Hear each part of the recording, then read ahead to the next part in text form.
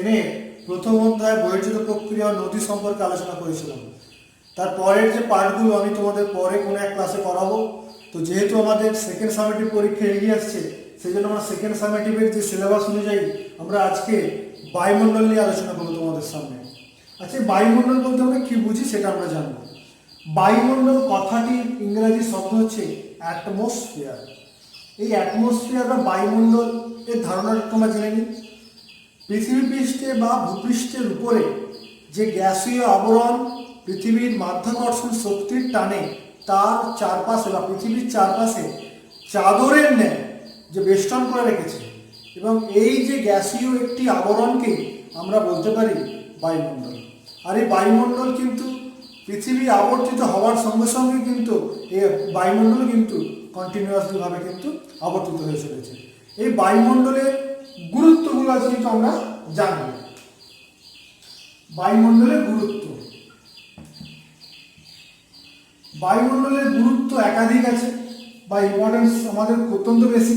প্রথমত, বায়ুমণ্ডল আছে বলেই আমাদের কিন্তু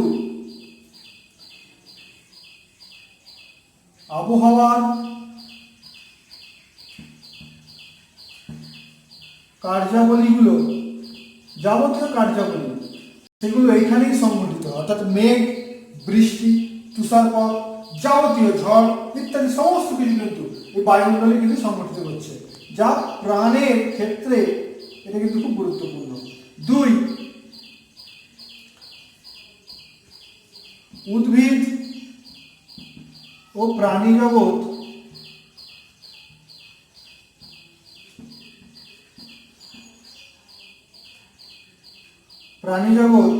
নির্ভরশীল, এই বায়ুমণ্ডলের উপর কিন্তু নির্ভরশীল।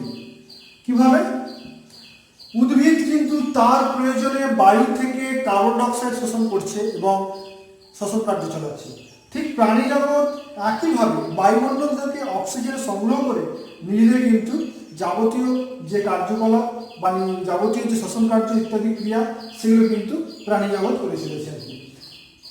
তৃতীয়ত বলতে পারি আমরা, আমাদের এই যে পৃথিবীর একটা আদর্শ উষ্ণতা বা যেটা পৃথিবীর প্রাণ সঞ্চারের সৃষ্টি করেছে, সেই কাম্য উষ্ণতা অর্থাৎ পৃথিবীতে 15 ডিগ্রি সেন্টিগ্রেড গড় তাপমাত্রা, সেইটা করাতে কিন্তু মুখ্য ভূমিকা নিয়েছে কিন্তু বায়ুমণ্ডল।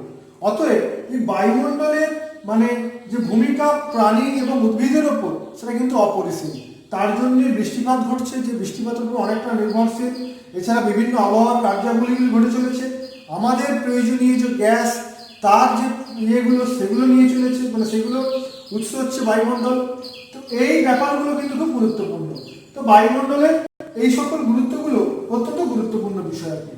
এই যে বায়ুমণ্ডল, এই বায়ুমণ্ডলের বিস্তার কতটা, অর্থাৎ বায়ুমণ্ডলের অ্যাকচুয়াল বিস্তার হচ্ছে আমাদের ভূপৃষ্ঠ থেকে প্রায় 10,000 কিলোমিটার। তাহলে কত কিলোমিটার বায়ুমণ্ডলের আমাদের বিস্তার? প্রায় 10,000 কিমি ভূপৃষ্ঠ থেকে। এটি কিন্তু বায়ুমণ্ডলের বিস্তার হিসেবে আমরা জানবো। তো বায়ুমণ্ডলের তো বিস্তার আমরা জেনেছি, এবারে বায়ুমণ্ডলে আমরা উপাদানগুলো জানবো। বায়ুর মধ্যে বা বায়ুমণ্ডলের মধ্যে কোন কোন উপাদান উপস্থিত আছে আমরা যেটা জানি প্রত্যেকেই। একটা হচ্ছে গ্যাসীয় আবরণ, একটি হচ্ছে জলীয় বাষ্প, আরেকটি হচ্ছে কঠিন বস্তুকণা বা ধূলিকণা। কঠিন বস্তুকণা,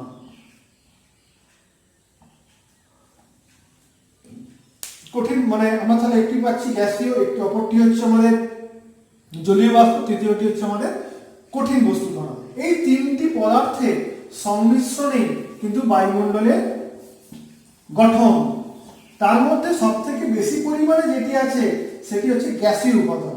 মানে আমরা গ্যাসীয় পদার্থ দ্বারাই বায়ুমণ্ডল সব থেকে বেশি পরিমাণে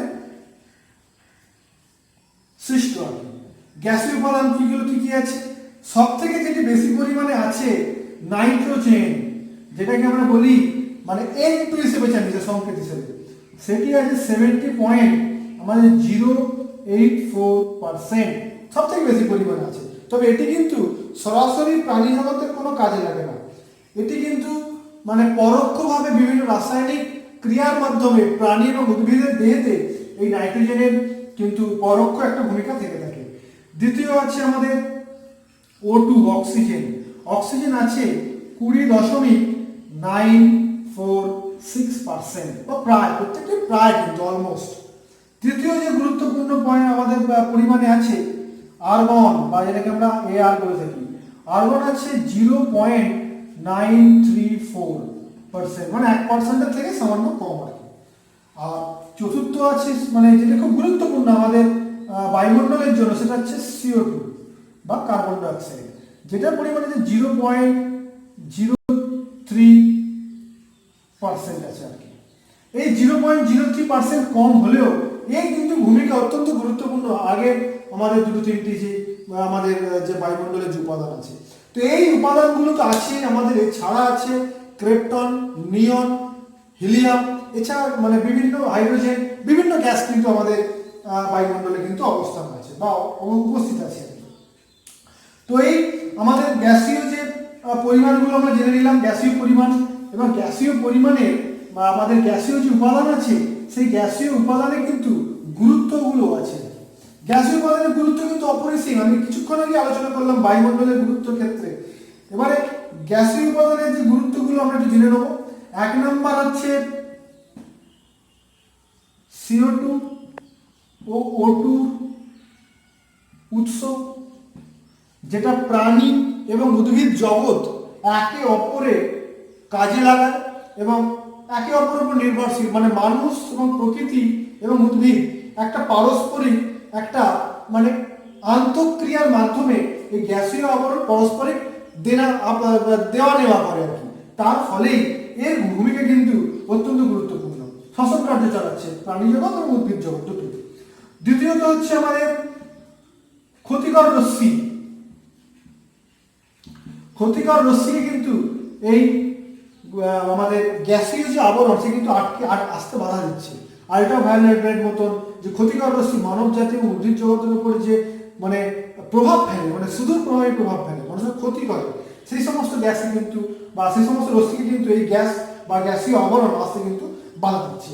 তৃতীয়ত আমরা বলতে পারি আবহাওয়া যাবতীয় উপাদান। আবহাওয়ার যাবতীয় ক্রিয়াকলাপ, উপাদান বলতে যাবতীয় ক্রিয়াকলাপ কিন্তু এই এখানেই কিন্তু ঘটে থাকে আর কি। তো সেই জন্য আমরা বলতে পারি গ্যাসীয় আবরণের গুরুত্ব মানব জীবন তথা পৃথিবীতে অপরিসীম আর কি, মানে অত্যন্ত বেশি আর কি। তো সেক্ষেত্রে আমরা বায়ুমণ্ডলের গ্যাসীয় উপাদান কিন্তু যেটি সব থেকে বেশি পরিমাণে আছে সেটি সম্পর্কে কিন্তু আমরা জানতে পারলাম। এবারে আমরা জেনে নেব সেকেন্ড যে আমাদের উপাদানটা আছে সেটি হচ্ছে আমাদের জলীয় বাষ্প। এই জলীয় বাষ্প কি? এই যে সূর্যের উত্তাপের ফলে জল থেকে বাষ্পীভূত হয়ে আমাদের যে সূক্ষ্ম সূক্ষ্ম বাষ্প, সেগুলো বাতাসে ছোট ছোট ধূলিকণা বা সূক্ষ্ম সূক্ষ্ম কঠিন কণাকে আশ্রয় করে বাতাসে ভেসে বেড়ায়, তাকে কিন্তু আমরা বলবো জলীয় বাষ্প। এই জলীয় বাষ্প 0.5 থেকে 4% মতন আমাদের বায়ুমণ্ডলে অবস্থান করছে। এই জলীয় বাষ্পর যে মানে এটা ফিক্স থাকবে তা কিন্তু নয়, এটি ঋতুভেদে পরিবর্তন হতে যেমন গ্রীষ্মকালে এটা জলীয় বাষ্পের পরিমাণ বাড়বে, আবার শীতকালে এর পরিমাণ কিন্তু একইভাবে কমে যেতে পারে আর কি।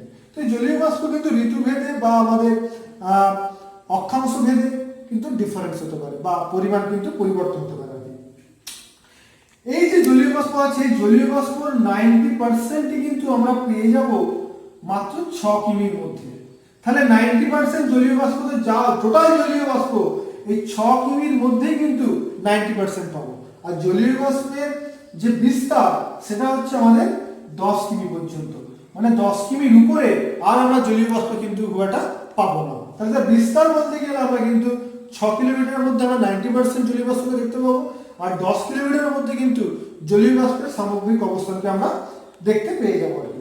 এই যে জলীয় বাষ্পগুলো আছে এই জলীয় বাষ্পেরও কিন্তু একাধিক ভূমিকা আছে। এই একাধিক ভূমিকাগুলো কি কি? একটি ভূমিকা হচ্ছে আমাদের আবহাওয়া, আমাদের মেঘ বৃষ্টি এগুলো সৃষ্টি করতে সাহায্য করে। মেঘ, বৃষ্টি, তুষার, যাবতীয় আমাদের উপাদান সেগুলিতে সৃষ্টি সহায়তা করে। দ্বিতীয়ত, যখন জলীয় বাষ্প থেকে আমাদের ঘনীভবন হবে, সেই ঘনীভবনের ফলে বাতাসে লিন তাপ ত্যাগ করে আমাদের আবহাওয়ার পরিবর্তন ঘটাবে। আবহাওয়া পরিবর্তন ঘটাবে আর কি, পরিবর্তন ঘটাবে। লিন তাপ পরিবর্তন হয়ে যোগ হলেই বাতাসে কিন্তু উষ্ণতা বেড়ে যাবে আর কি, ঘটায়।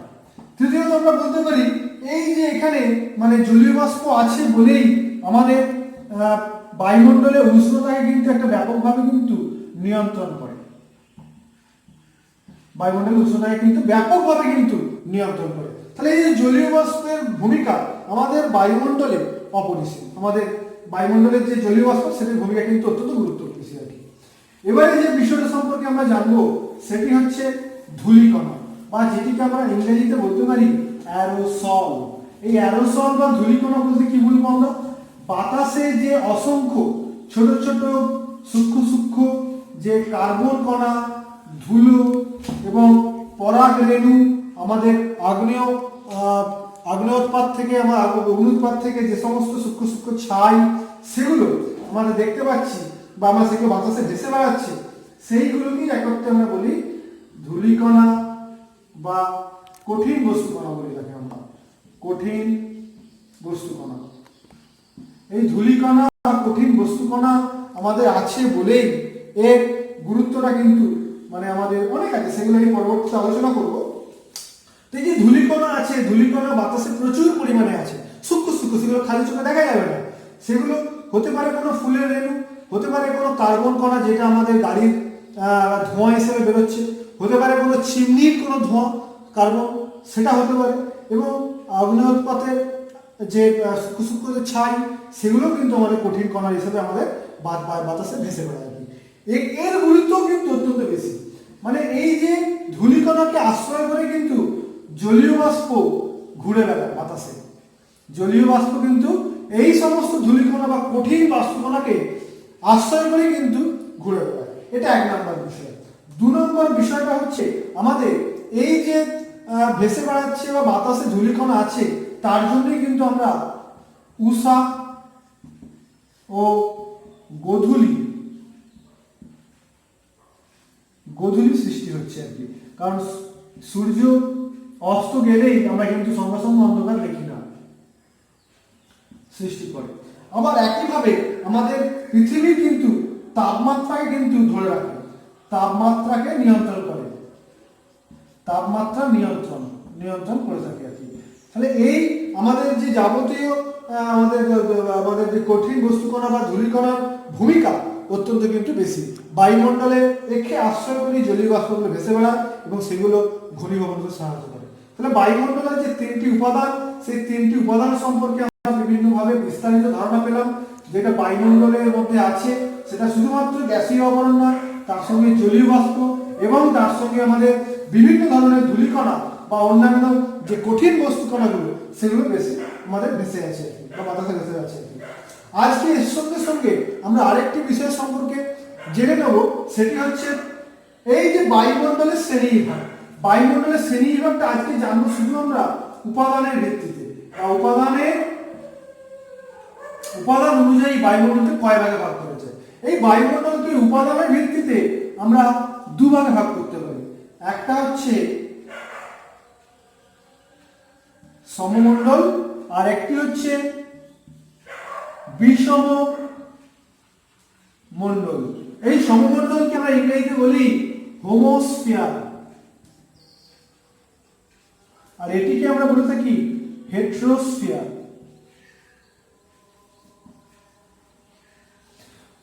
সমমণ্ডল কেন বলবো? এইখানে যে সমস্ত বায়ুর উপাদানগুলো মোটামুটি উপাদানের ভিত্তিতে বা একইভাবে একই অনুপাতে আছে আর কি, সেই জন্য একে আমরা সমমণ্ডল বলবো। এর বিস্তার হচ্ছে 0 থেকে 88 কিলোমিটার এর বিস্তার। যেহেতু একই টাইপের এখানে বায়ুমণ্ডলের যে স্তরগুলো অবস্থান করে, সেই জন্য একই টাইপের মানে অনুপাতিক ঘাটটা একই থাকে, এই জন্য সমমণ্ডল বলবো। আর এখানে মানে চেঞ্জ হয়, প্রচুর বৈচিত্র্য আছে। সেই জন্য একে আমরা বলবো বিষমমণ্ডল বা হেট্রোস্ফিয়ার। হেট্রো মানে আমরা জানি কি বিষমমণ্ডল। এটির বিস্তার কিন্তু 88 কিমি থেকে প্রায় একেবারে আমাদের 10,000 কিমি পর্যন্ত। তো এই বিষমমণ্ডল ও সমমণ্ডলের গুরুত্ব কিন্তু অত্যন্ত বেশি আছে। তো সমমণ্ডল কিন্তু আমরা একটি ভাগে ভাগ করতে পারি, কিন্তু বিষমমণ্ডলকে আমরা 4খানা ভাগে ভাগ করতে পারি। সেগুলো তোমরা একটু দেখে নিতে পারো। এই যে উপাদানের ভিত্তিতে আমরা আলোচনা করছি, উপাদানের ভিত্তিতে প্রথম স্তরটিতে বা সমমণ্ডলে কিন্তু একই আনুপাতিক হারে সমস্ত গ্যাসীয় উপাদান বা পদার্থ ইত্যাদি থাকে বলে তাকে আমরা সমমণ্ডল বলি। আর পরবর্তী স্তরটাতে যে সমস্ত পদার্থগুলো মানে একটু বৈচিত্র্য আছে, মানে কোনো মিল নেই, তাই জন্য তাকে আমরা বলবো বিষমমণ্ডল। আর এই বিষমমণ্ডলকেও আমরা তার উপাদান অনুপাতে আমরা তাকে 4 ভাগে ভাগ করতে পারি। প্রথমে আমরা বলতে পারি আণবিক নাইট্রোজেন স্তর। এটির বিস্তার হচ্ছে 88 থেকে 200 কিমি। এটা আণবিক নাইট্রোজেন স্তর, সবার নিচে আছে। তার পরবর্তীতে যে স্তরটি আছে সেটা হচ্ছে পারমাণবিক অক্সিজেন স্তর। এর যে আমাদের বিস্তারটা আছে সেটি আছে 200 থেকে 1120 কিমি। পারমাণবিক অক্সিজেনের স্তর দূরত্ব বিস্তার হচ্ছে 200 থেকে 1120 কিমি। তৃতীয় যে স্তরটি আছে সেটি হচ্ছে আমাদের হিলিয়াম স্তর। হিলিয়াম, এই হিলিয়াম স্তরের দূরত্ব হচ্ছে 1120 থেকে 3540 কিমি। এটি হিলিয়াম স্তর, মানে এই উচ্চতার মধ্যে অবস্থান করছে। সর্বশেষ স্তরটিকে আমরা বলবো হাইড্রোজেন। হাইড্রোজেন স্তর, এটির আমাদের বিস্তার হচ্ছে 3540 থেকে 10,000 কিমি। তাহলে আমরা বায়ুমণ্ডলের স্তরকে সমমণ্ডল করতে একটি ভাগে ভাগ করতে পারি, কিন্তু বিষমমণ্ডলকে আমরা প্রায় 4টি ভাগে কিন্তু ভাগ করতে পারি। আবার এই সমমণ্ডল আর বিষমমণ্ডলের মধ্যে যে সীমারেখা টানা যায় বা বিভাগ করা যায় তাকে আমরা বলি টার্বোপজ। অর্থাৎ বাংলায় লিখলে টার্বোপজ। এই টার্বোপজ বা যে টার্মটা ইংরেজি বাংলা দুটো লিখে দিয়েছি, টার্বোপজ কিন্তু সমমণ্ডল ও বিষমমণ্ডলকে একে অপরের থেকে বিভেদ করে, সেই জন্য আমরা বলি টার্বোপজ। পজ মানে থেমে যাওয়া আর কি। তো সামগ্রিকভাবে আজকে আমরা বায়ুমণ্ডলের কাকে বলে, বায়ুমণ্ডলের বিভিন্ন উপাদান, বায়ুমণ্ডলের যে আমাদের উপাদান অনুসারে বায়ুমণ্ডলের আমরা দুটো শ্রেণীতে ভাগ করি সেটি সম্পর্কে আগে জানলাম। পরবর্তী ক্লাসে আমরা উষ্ণতা নিরিখে বা উষ্ণতার যে বৈষম্য বা উষ্ণতার হ্রাস বৃদ্ধিতে আমরা বায়ুমণ্ডলকে শ্রেণীবিভাগ করে সেটা নিয়ে একটি ক্লাস করব। তো আজকে তোমাদের যদি এই বিষয়ে যদি কোনো প্রশ্ন থেকে থাকে তোমরা আমার কমেন্ট বক্সে জানাও। আর তোমাদের যদি এই পড়াটা ভালো লেগে থাকে তাহলে তোমরা লাইক করো, শেয়ার করো এবং অবশ্যই চ্যানেলটি সাবস্ক্রাইব করো।